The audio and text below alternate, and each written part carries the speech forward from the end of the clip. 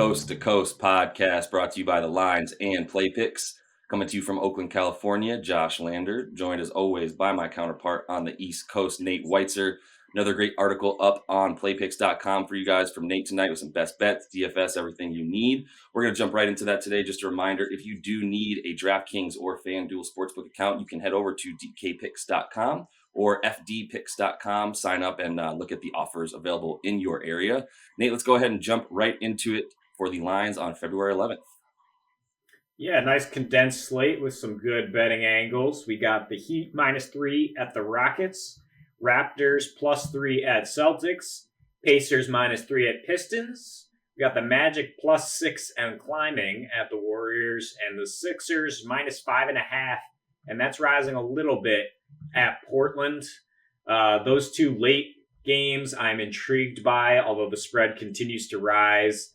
So you're losing a little value as we speak, but the Warriors opening at -5, gotta love that. I probably like it all the way up to -7 or 8 against the scuffling Magic, because, I mean, when the Warriors win, right, you know this, watching them constantly, they win big because it's so simple that if a team can't contain Steph, they're able to pass out of that double team, and then Draymond has a 4-on-3 every time. And then guys are just camping in the corner for open threes.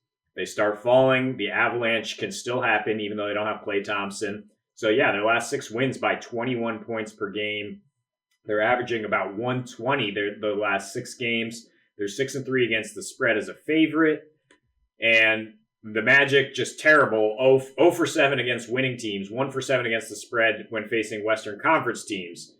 They're giving up a 2.5 assist-to-turnover ratio this past week, and they just gave up 18 threes to Portland in their last game. I think the Warriors can pull this one away and beat another bad team, which they have done routinely. If you don't love the spread, look at Steph to hit 5 threes in a win. That gets you +150 at FanDuel. Yeah, I mean, he's hit at least 4 threes in his last roughly 10 games, I believe. He's obviously out of his mind right now. And I'm honestly just looking for Orlando. I'm just hunting them in the lines each day that they play, honestly, because they are a team who have proven that they will lose big. 2 winning teams, as we've mentioned, you know, they're 0-7 and getting blown out by those teams above 500. I like that trend to continue with a Warriors team that's just sold out and then playing offense without a center. You know, and Juan Toscano-Anderson's really helping the speed of their offense. So I'm completely with that. Even if Orlando makes it choppy, I still see Golden State pulling that one out. Right, and they got to put Cole Anthony on Steph. Don't forget that. That's a problem. It's sad because that Magic team is made for Markelle Fultz to be their starting point guard. So that is a travesty, but it is helpful when betting against them this year. Moving along to another team actually in Florida, Miami taking on Houston. You know, there's a lot of things to look at there, starting with just how well Miami's playing as their team is back. You know, Butler's back in the lineup. They've got Kelly Olynyk back in there. You know, and the Rockets are just straight up struggling and just not good at defense without Christian Wood in there. He's been out for 3 games, and in that 3 games, they've had a defensive rating of 121, essentially. They can't get rebounds, 3rd worst defensive rebound percentage. So, you know, they're resting a lot of people tonight as well. Boogie Cousins tonight against that versatile front court for Miami. Not feeling it. You know, Bam's going to eat. And the last thing I'll say is I'm loving my boy Kelly Olynyk right now. Him and Jimmy Butler on the floor together have been incredible. You know, Kelly with Jimmy on the floor this season is shooting 54% from the field, 50% from 3 on 6 attempts a game. And without Jimmy on the floor, all those numbers drop by about 20%. So one thing I'm going to look at, Nate, that you can find on DraftKings, or I'm sorry, actually FanDuel rather, is Kelly Olynyk to score 10 plus points and a win for the Heat is +220. If he gets 15 plus and they win, +680. So I'm going to take both those bets and put a little bit of cheddar on that +680 for Kelly to get 15 boards and a dub, and then take the safe bet, 10 points and a dub, +220. I love it. That's a hell of a multiplier. And when you're going up against Boogie Cousins, who plays like he has cement shoes on after that Achilles tear, never really an explosive leaper. But now, yeah, he's just been a disaster defensively. He can't even jump for those defensive rebounds. So that's why they're struggling so bad. And at home, they're not even good on offense. They have the 4th worst offensive rating in home games. They're 3-7 against the spread. So, yeah, love Miami to continue to assert themselves as still a team to look out for. And speaking of, like making statements, the Philadelphia 76ers tops in the East, coming off a shutdown of the Kings in the fourth quarter to spoil that spread. Looked like they were going down, and now they're looking to make a statement against the Blazers, who kind of stunned them last week without Dame Lillard, beat them by 20. I think that is a complete fluke.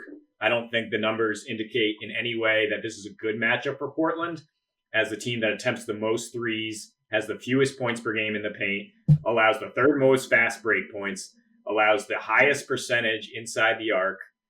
Joel Embiid has eaten Enes Kanter alive, 32.8 points per game on 50% shooting.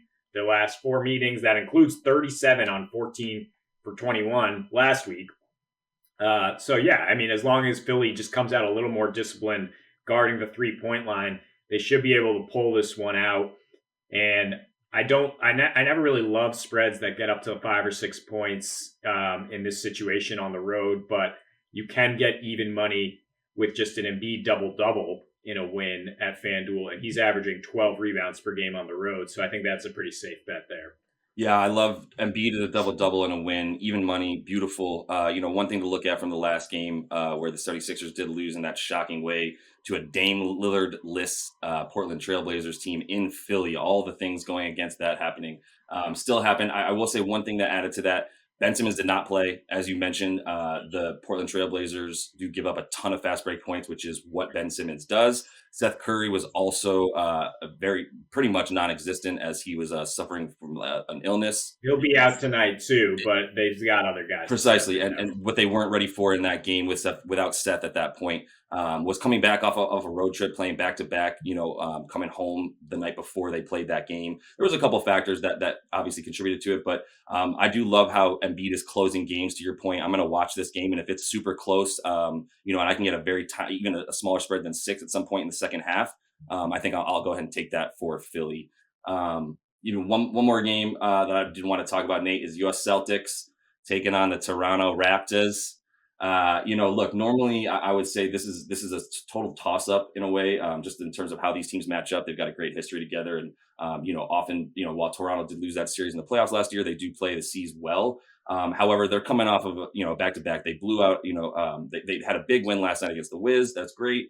But, a lot of minutes played by their guys. And this year they're 0-3 on the second leg of that back to back.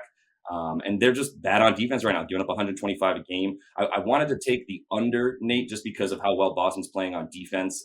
They're dead last in pace in their last 6 as well, which is really bodes well for that under. But no Marcus Smart, no OG Anunoby. I think I'm going to take the Celtics -3. I feel comfortable with that spread more so than I do taking a total with a couple of those defensive players on each side missing. Yeah, I agree. What is going on here on Coast to Coast, where our West Coast expert is breaking down the East Coast games and vice versa? But yeah, watching the Celtics, I think that they are a team that thrives at home, even in an empty stadium. I think you can look at those defensive efficiency numbers and kind of apply it to just a win over Toronto. I don't know if Toronto keeps this game below the under, the way they're playing with pace. But yeah, I think the Celtics do have their number. They do step up in those matchups, especially with Jaylen Brown containing Siakam. And I do think they get the win tonight. Jaylen Brown still monitoring most improved player for sure. I think he's established himself as a legit 25-point scorer in this league. Thanks for the quick plug. My best bet for a month now, started at plus 3,000, most improved player. And just looking at DFS tonight, I think there's some pretty good value with the Pistons once again. We didn't even talk about the Pacers, but they have been terrible lately.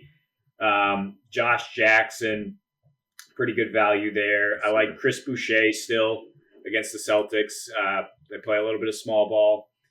And you can look at either Furkan Korkmaz or Tyrese Maxey, kind of roll the dice there as a punt play, with Seth Curry probably ultimately ruled out. I'm trying to do that in order to fit in guys like Dame Lillard or Steph Curry. I'm with it. Totally with it. We're going to go ahead and take on each other tonight again in that DFS matchup, I know. So we'll be keeping y'all posted, as Nate did with me last night again. With that said, that's all the time we have, Nate. Appreciate you guys listening, watching, subscribing. Drop in those comments for us. We'll continue to have some fun with you guys before we see what happens each night. And we'll be back with another one for you tomorrow to round out this week. Happy betting.